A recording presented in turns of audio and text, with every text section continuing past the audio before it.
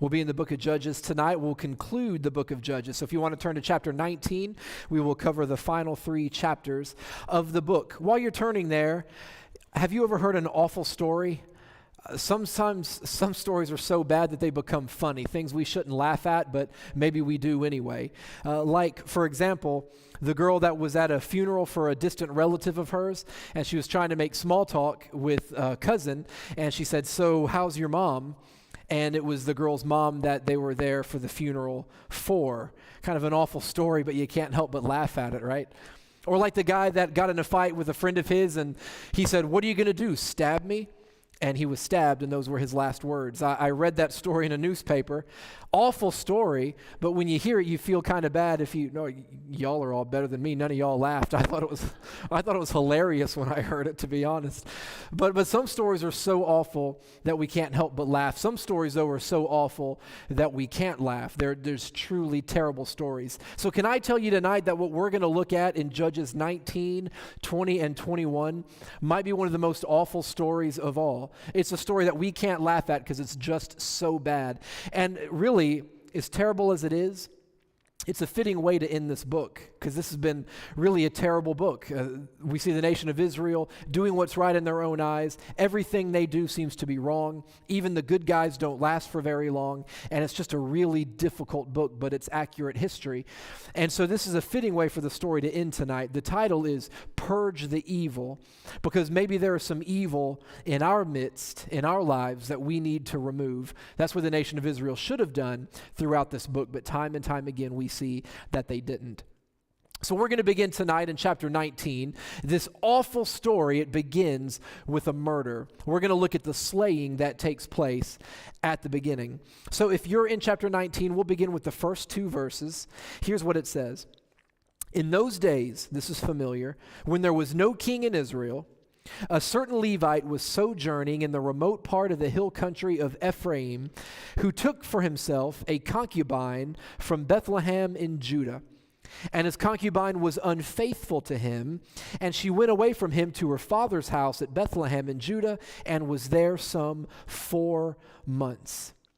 So we begin here with an unnamed person, and you'll realize as we read through this that everybody in these 3 chapters is unnamed. Everybody is just a certain person or an old man or a concubine, but no names are given except for one, and we're going to see that kind of like last week when we had that Paul Harvey rest of the story moment with Moses' grandson. We're going to have a similar effect here tonight. But we see this unnamed person who takes a concubine for himself. We don't know why they never get married. She was not his wife. He may have used her to fulfill his physical desires, but this was never his wife. But then we find out that she was unfaithful to him. So evidently he did not love her, not enough to marry her. But the feelings seem mutual. She didn't love him enough to stay faithful to him. So she, whether she had a boyfriend or somebody else, we don't really know the details, but then she says, "I'm going back home.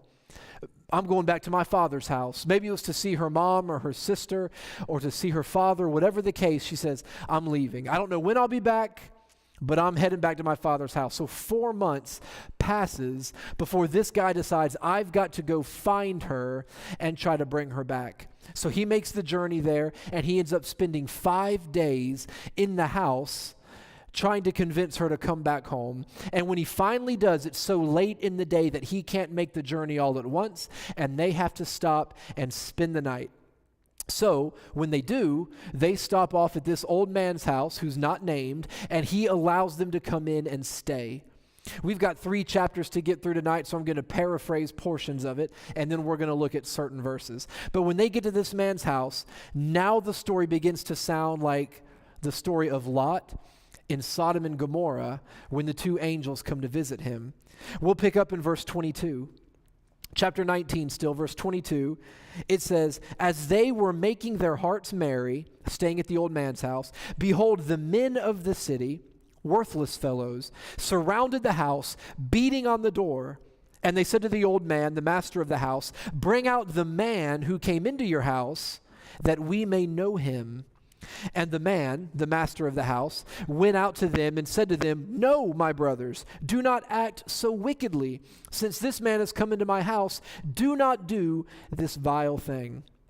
Sounds a lot like Sodom and Gomorrah, doesn't it? The men of the city banging on the door, "Bring out your male visitors because we want to know them. We want to have sexual relations with this man." Now the old man says, "No, I can't do that. I'm not going to do that. This is wicked." But notice the offer that he makes. Remember what happens with Lot? Lot offers his own virgin daughters to the mob, doesn't he? Well, this guy does something very similar in verse 24. It says, "Behold, here are my virgin daughter and his concubine. Let me bring them out now, violate them, and do with them what seems good to you. But against this man, do not do this outrageous thing." That's crazy, isn't it? He offers up his daughter and he says, "Violate her, have your way with her, do whatever you want to her, but don't hurt my guest. Take his concubine, do whatever you want to her, but leave this man alone."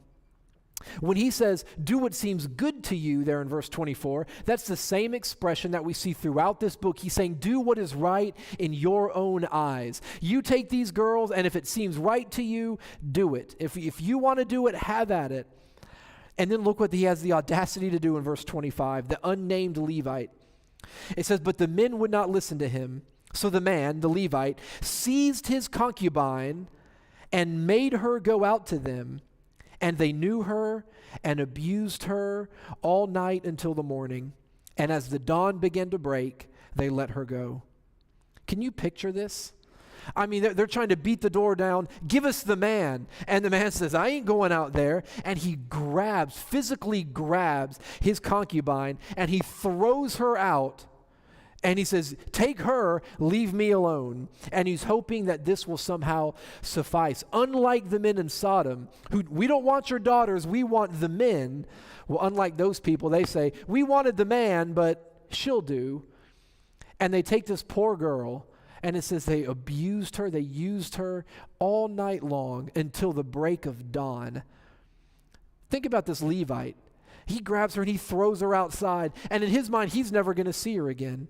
Because we see in the morning, he's like, "Okay, well, headed home now. That was that." And in the morning, he sets out just to go back home. And when he opens the door, he now sees her lifeless body where she has crawled back to the house, and it says her hand was stretched out over the threshold. So I can just see this guy probably thanking the old man for his hospitality. "Thanks for putting me up last night. I'm going to head home now." And he opens the door, and there she is, lying there. And he tries to rouse her. He tries to get her to wake up, and he realizes that she's dead. So the text tells us that he takes her dead body and he puts it onto his animal. Well, in fact, let's pick up in verse 26. We'll finish this chapter. It says, "As morning appeared, the woman came and fell down at the door of the man's house where her master was until it was light. And her master rose up in the morning, and when he opened the door of the house and went out to go on his way, behold, there was his concubine lying at the door of the house with her hands on the threshold. So he said to her, 'Get up, let's be going,' like she would want to go home with him, right? But there was no answer. Then he put her on the donkey, and the man rose up and went away to his home.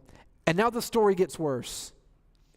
When he entered his house, he took a knife, and taking hold of his concubine, he divided her limb from limb into 12 pieces, and he sent her throughout all the territory of Israel. And all who saw it said, 'Such a thing has never happened or been seen from the day that the people of Israel came up out of the land of Egypt until this day. Consider it, take counsel, and speak.'"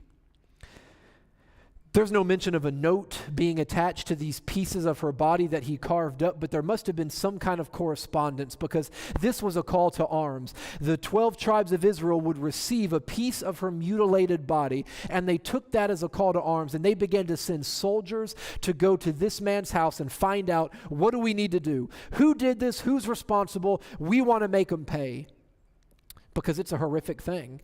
Imagine you get a body part in the mail, right? And so we got to do something about this. Who's responsible? What are we going to do? And so 400,000 soldiers show up to this Levite's house. 400,000 people show up ready for war because they believe a grave injustice has occurred. And it has. But then the Levite's going to begin to explain what happened. We've seen the slaying that takes place at the beginning of this story in chapter 19, but as we move to chapter 20, now there's going to be a slaughter. You've got 400 soldiers show up armed for battle, and a great slaughter is about to take place. So notice how the Levite explains what happened in verses 4 to 7, and see if you can spot all the discrepancies in his version of events compared to what we read in chapter 19. Chapter 20, verse 4, it says, "The Levite, the husband of the woman who was murdered, answered and said, I came to Gibeah that belongs to Benjamin, I and my concubine, to spend the night. And the leaders of Gibeah rose up against me and surrounded the house against me by night. And they meant to kill me, and they violated my concubine, and she is dead. So I took hold of my concubine and cut her in pieces and sent her throughout all the country of the inheritance of Israel, for they have committed abomination and outrage in Israel. Behold, you people of Israel, all of you, give your advice and counsel here." He left out the reason he went to Bethlehem. We went to spend the night. Well, kind of skipping parts there, aren't you? She left you because she was unfaithful. She was gone for 4 months. You went to track her down. He made it sound like it's like a romantic getaway. We just went to go spend the night. And the men of the house surrounded us. They were going to hurt me, but they violated her. Boy, he's leaving out some important details here, isn't he? He doesn't tell them that he grabbed her and threw her to the angry mob. So he's presenting himself as the victim here. They were going to kill me, and they took her instead. Boy, he's leaving out some important details, but aren't we so inclined to paint ourselves in the best light possible? This guy's making himself look like the victim when he's a coward in this.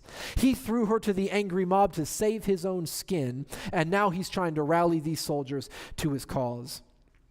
But the Israelites decided, he says, give me counsel. And as we begin to skip ahead now, they decide that, yes, we're going to go to war with these people because of what they did to your concubine. And so they've got their army 400,000 strong, but then the tribe of Benjamin, who they're going to go to war with, Benjamin also amasses an army, but theirs is only 26,000 in number. So they're severely outnumbered. They're good soldiers. It says here of the men of Benjamin that they can take a slingshot, and they're all left-handed, by the way, train themselves to be left-handed, and they're able to throw a stone at a hare and not miss. So these guys in Benjamin, they are very much skilled, but they're very much outnumbered. But the 400,000 men from all the tribes of Israel, they begin to charge towards Benjamin. And on the first day of the battle, the tribe of Benjamin kills 22,000 people from Israel. 26,000 people against 400,000 people, and they killed 22,000 of them. How many people from Benjamin died? It doesn't say, but it could not have been very many, as we'll see as the story unfolds. So the next day, the Israelites, they decide that they're going to try it again, and they go, and this time the tribe of Benjamin kills 18,000 people. Think about that, 22,000, 18,000. That is 40,000 dead in 2 days because of this horrific event that's taken place. How could they do that when they're so outnumbered? We know they're good with a sling, but come on. We know that the tribe of Benjamin, though, where they were situated was a hill country. They were way up high, and you've got these soldiers trying to rush up the hill, and Benjamin has the advantage of being able to fire down at them while they're trying to run up the hill. So they're outnumbered, but they've got home field advantage here, and it's really paying off. So now the Israelites get together, and they say, we've lost 40,000 people in 2 days. What should we do? And they begin to pray. About time somebody does that in this story. But they begin to inquire of the Lord. Should we continue? And the Lord tells them that they should go ahead with the battle, but this time they have a different battle plan. So they go up as before, but this time they lure Benjamin out, and there's a retreat. And so the Benjaminites begin to chase them down the hill, and they kill just 30 Israelites this time. But it was a trap. The Israelites flanked them from the sides, and of the 26,000 people from Benjamin, only 600 remained when the battle was over. They killed more than 25,000 people from Benjamin, and the few survivors scattered. And now there's a problem. The tribe of Benjamin is almost extinct at this point. They've got 600 men left and just the women and children and those too old to fight. So you know what happens next? The Israelites go into their town and they burn the city and they kill every person they can find, woman, child, elderly. They wiped them all out. So the only people left in Benjamin are the 600 survivors of this war who have gone into hiding. Now Israel has a problem on their hands because there's supposed to be 12 tribes. But Benjamin is near extinction now, and because they went overboard and killed the women and children, there's no way that Benjamin can ever repopulate itself. And they understand that this is bad for Israel, and so they've got to come up with something, a very real problem on their hands, so they hatch a plan. In chapter 19, we saw the slaying. In chapter 20, we see the slaughter. If the story could not get any worse, it sure does. In chapter 21, their solution involves slavery. So now we're going to turn to this final chapter of the book of Judges and see what they do. We now learn that before the battle, they had sworn an oath. They pronounced a curse on anyone who would give their daughters as wives to the tribe of Benjamin. So now they say, well, Benjamin's almost extinct, and we swore an oath. We can't give our daughters to Benjamin, so what are we going to do? And then look in verse 3, how they blame God for the mess that they've got themselves into. Chapter 21, verse 3, it says, and they said, O Lord, the God of Israel, why has this happened in Israel, that today there should be no tribe lacking in Israel? God, how have you let this happen? Imagine blaming God for all of this, for all that they've done. We went into the city, we burned it to the ground, we killed the women and children. Oh God, how could you let this happen? Don't we blame God for the messes that we make in our lives sometimes, though? Somebody cheats on his wife and now she leaves him and she takes the kids. Oh God, how could you let my wife leave me and take my children? God didn't let that happen. You did that through your own actions, right? But we blame God for the messes that we make. We get addicted to some kind of substance and we lose our livelihood. Oh God, how could you let this? Well, he didn't make you get addicted to those drugs, did he? We make a mess in our life and then we want to point our finger at God. How could you? And that's exactly what they're doing here. God, how could you allow this to happen? But after brainstorming, when they're done blaming God for their problems, they put their heads together and they come up with a plan. Here's what we're going to do. We can't let Benjamin go extinct. And then they remember, wait, we made another oath before the battle. We pledged that if there was anybody, any town that did not send any soldiers to fight, we pledged that we would kill the people from that town. And they said, hey, nobody from Jabesh and Gilead came out to fight. So let's go out there and let's kill the people in that town. And that's exactly what they do. They round up 12,000 of their soldiers. They go into Jabesh and they kill every person that is not a virgin girl. There were 400 girls in that city. And so they round them up and they carry these 400 girls as human slaves to the 600 men in Benjamin, and they say, here, we know we killed all of your women and children, so here's 400 girls that we kidnapped from Jabesh. Now you guys can repopulate and everything will be okay. And they couldn't quite leave well enough alone here. They've given 400 girls to 600 people, but then they think, that's really not fair. There's 200 people in Benjamin that aren't going to get a wife here.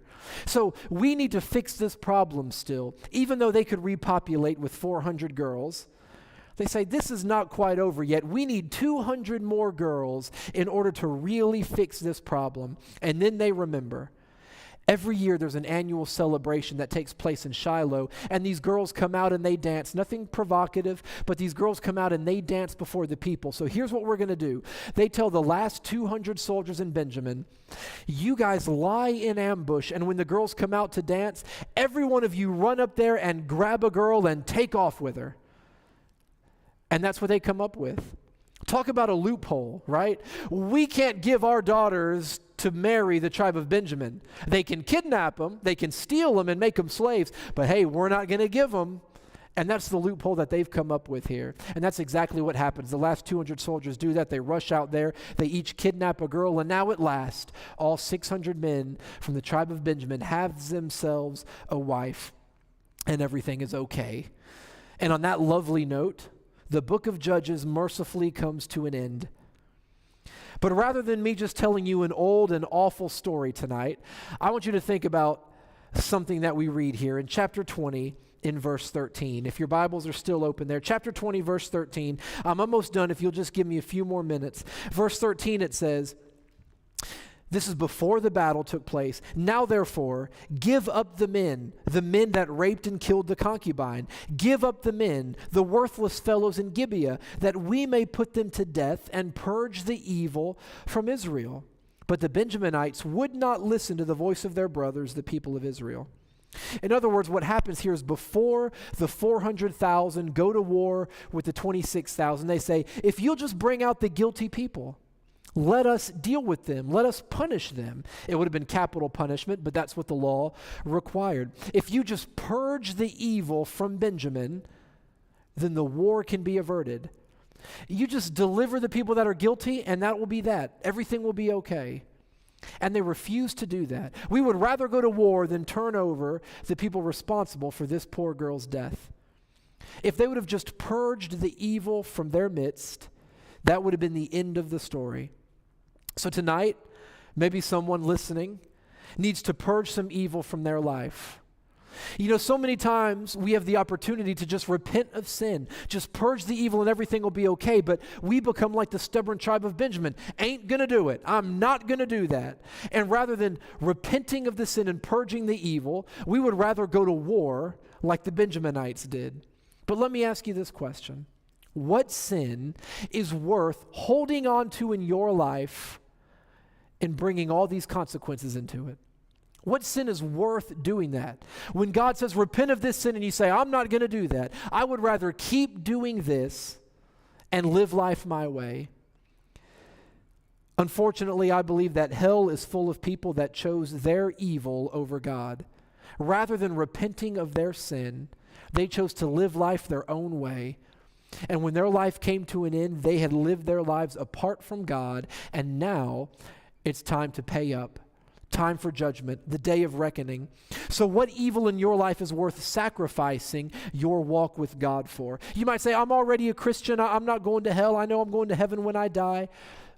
But if you don't have a good walk with God because you're holding on to some evil, what sin in your life is worth holding on to and sacrificing a relationship with God for today?